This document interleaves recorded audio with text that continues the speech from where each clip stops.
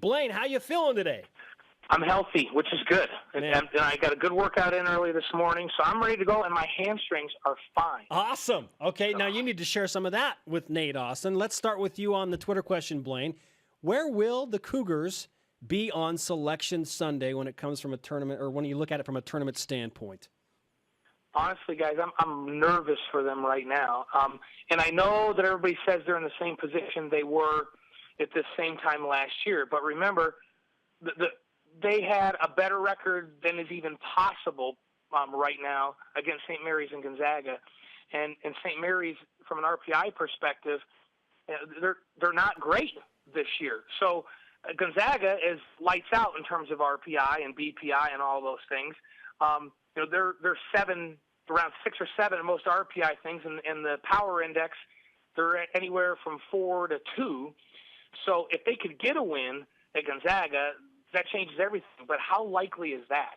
And I would expect them to get a win against St. Mary's, but St. Mary's is like they're in the 50s, high 50s in terms of RPI. So, so that's a little scary for me right now. So what do I think they need to do between now and then?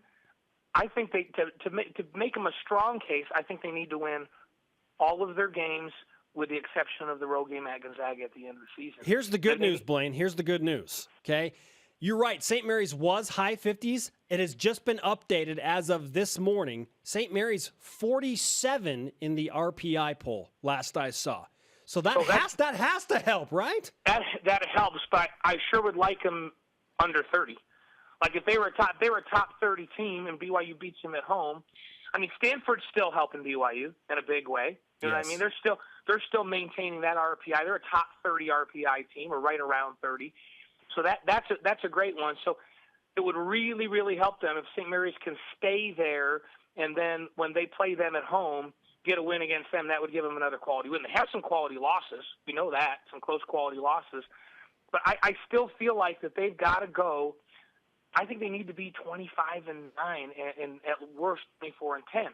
So that's saying that they need to win out, with the exception of Gonzaga, get into the tournament, get to the final, and then maybe lose to Gonzaga again.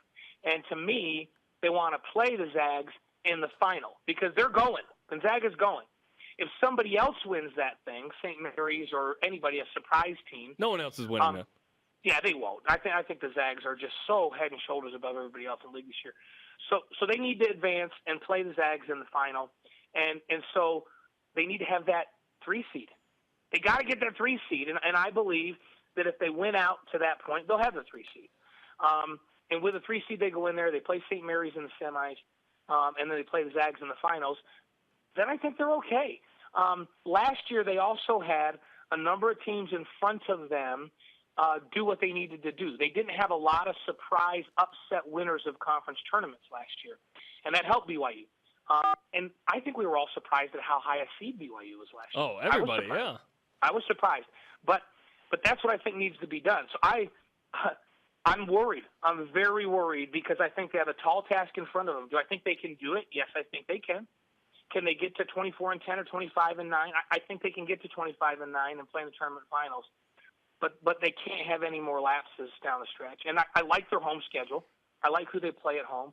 I like that they're going on the road to Pepperdine and to Loyola. I think that they can win there.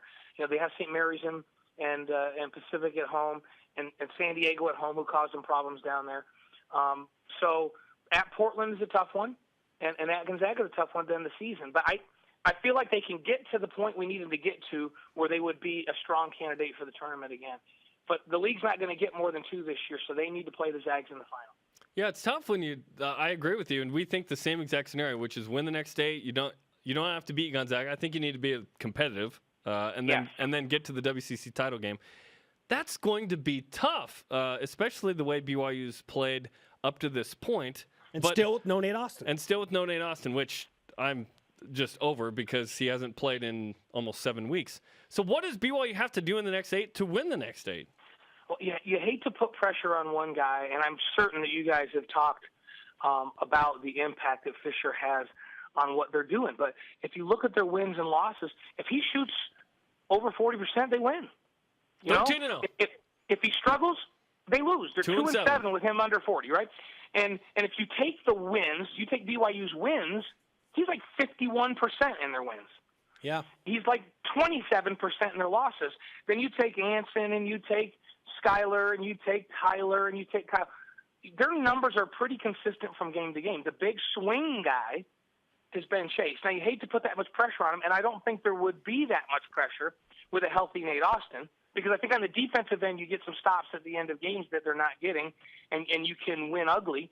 But this is a team that hasn't been able to win ugly because they're not good enough defensively. And that comes back to not having a veteran defensive guy in the post. So what has to happen? They either need to get Austin back and be able to win a couple ugly games, or Fisher has to go on a streak right now where he doesn't have a dip down and have a terrible game shooting. And I don't know how much impact his non-shooting hand injury had on him the other night, but he certainly didn't look like himself. And when they're just not going out and winning pretty and outscoring teams, they have not shown me or anybody that they're good enough to grind out an ugly win and get the stops they need to get down the stretch to win a ball game. I believe that Nate Austin could help them do that, but he's just we keep expecting him, and he tries to come back and tweaks that thing. So that's the story right there. Fisher's got to be lights out, or Austin has to come back. Close games have not been favorable to BYU. I believe in games decided by 7 points or less, and they haven't lost a game by more than 7. The Cougs just 3-7. Now here's the thing, Blaine. When BYU's three-point shot isn't falling, 3 for 15 against San Diego on Saturday, Dave Rose called it a recipe for disaster. Yeah, we can all see that.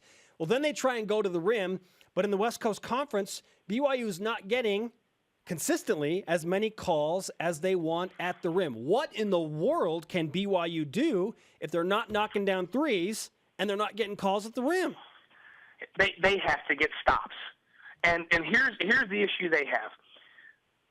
This is where Nate Austin is so important to them, because I don't even care if Nate Austin scores. They struggle to get defensive boards in important critical times when another team who maybe because they want to stop BYU's transition games sends another player back. At the end of games, when it's coming down to it, they go, we're sending an extra guy to the board.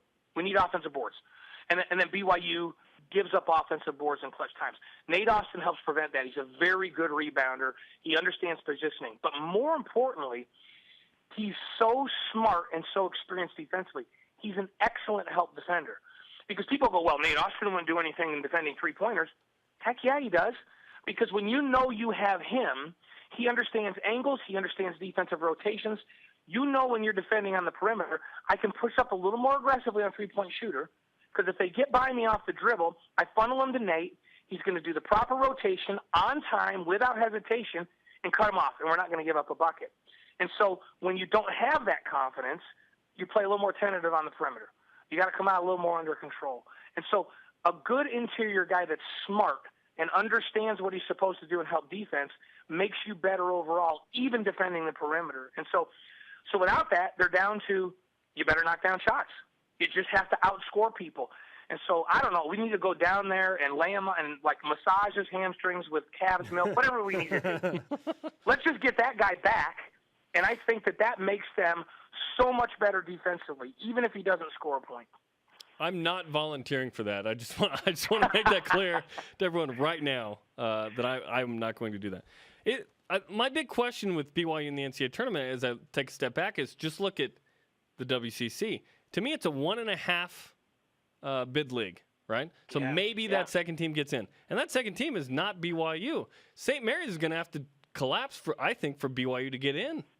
Well, BYU is going to have to beat them so that they have split. Yeah. So that they're split. Then the deciding factor is going to be getting to that semifinal game and beating them again. Because weeks from then today. When the NCAA tournament committee's looking at it and they're 2-1 head-to-head, and BYU has 25 wins at that point. And a better RPI, maybe. Yeah, now BYU gets in. But even if they beat St. Mary's at home here coming up in a bit, and they lose to them in the semifinals, St. Mary's is going, not BYU. Yes. But here's the problem.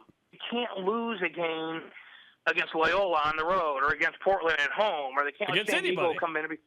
So their margin for error is 0 right now, other than Gonzaga. And they need to play the Zags in the final. And so that's a tough thing to ask. but we know this team is capable of doing it. They just can't have an off night. And I don't know have you heard what Nate's status is this week? Because that would help a lot. He's being reevaluated today. That's all we know. To me, he's just out until he actually shows up and the ball is tipped and he didn't tear his hamstring again, It's so frustrating because he's good enough defensively that he gives them a little bit of margin for error. So Chase Fisher can maybe have a little bit of an off night, but they get 6 more stops because Nate's there, and now they still win a ball. Or they get 3 more offensive rebounds because Nate's there. A charge, a jump ball. Or they give up 4 less offensive boards and 8 second chance points in a game because he's in there. And you bring up a really good point, Jeremy. The sign of a really good defender. So Nate's not more athletic than Kaufusi. He's not a better athlete than Kaufusi. But Kaufusi hasn't played. Corbin hasn't played enough to really understand all the angles of the game that Nate Austin does. He's a really smart defender. He knows when to go after a shot. He knows when to step in there and set his feet and take a charge. How many times have we seen him take a charge, Jeremy? So your point about taking a charge, that creates a turnover and a missed opportunity for an offense. And so, yeah, they have guys. I think that Kaufusi's going to be really, really good, but he's a year away from having that experience where he knows exactly what to do. And that's what Nate Austin brings. Absolutely. Experienced defender. And so with him back, little more margin for error offensively. Without him, they have to shoot lights out and outscore people, and that's a scary thought. Yeah, Nate's the only senior big guy on this team. Okay, think about that. Luke Worthington is your veteran post player right now. He's a sophomore. Then you have 3 freshmen, Kaufusi, Nielsen, and who else is there? And somebody else. Andrus. But here's the thing, too. And it's not just his help defense down inside. Nate is the best big guy at defend end ball screens, so the pick and roll high. He's your best guy. He comes out, he understands when they want him to show hard and make that point guard or whoever's handling the ball bubble back. He understands how to get back to his man. And so the overall defensive concept for this team is much better when you have a really smart guy that understands what you're supposed to do out there. So it's not just about athletic ability because they have young guys that are certainly athletic enough to have that kind of an impact, but they just don't at this point. We're really starting to appreciate as we look back how important a guy like Nate Austin is defensively to this basketball team. Blaine, we just got an update regarding Nate Austin's status. Greg Wrubell just finished filming the webisode for this week and tweeted the following. Regarding Nate Austin, Dave Rose said if he had to make a projection regarding his status, he'd be leaning more toward Nate not returning this season. Wow. This conversation is depressing me quite a bit, by the way. Yeah, that hurts. And people have been for the last couple of years, Nate Austin, if he could just score, if he could just, we need a back to the basket guy. They have no idea how important he is defensively to this team. And so that's a disappointing comment. So what does that mean? It goes back to this. The guards have to dig down deep and try to stay in front of their guys better. So they've got to play better defense and get some stops. They've got to find a way to get the effort level up enough and be smart enough to stay in front of guys and not let them break them down off the dribble. And then they can't have an off night shooting. So that's asking a lot. The margin for error is really, really thin. Can they do it? Yeah, they can do it. I won't be surprised if they beat everybody but Gonzaga. But that is a tough thing to ask. The only good thing is that their home-away mix is a good one.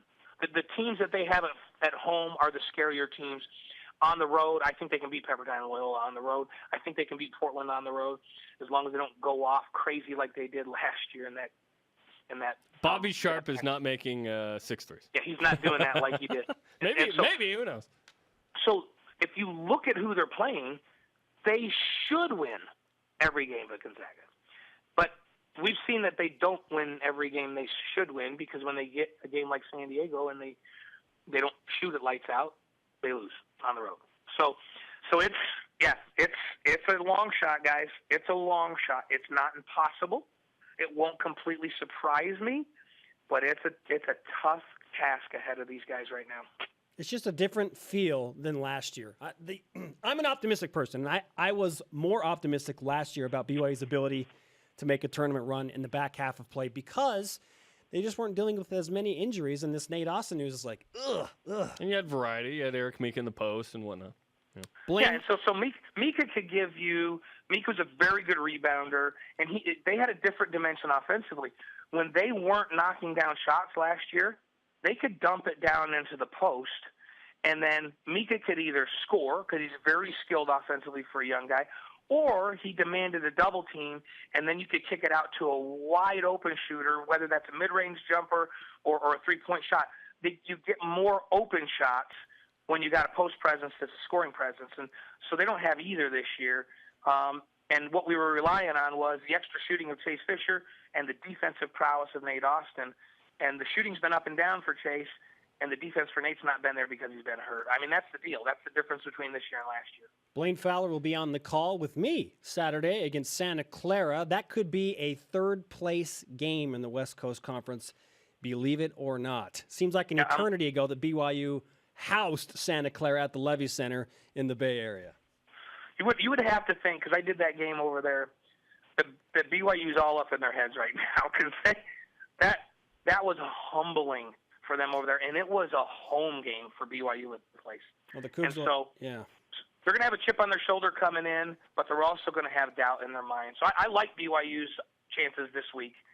But, man, oh, man, the margin for error is thin, guys. Very, very thin. All right, Blaine, we'll talk to you soon. We'll see you on Saturday. Hey, guys, thanks.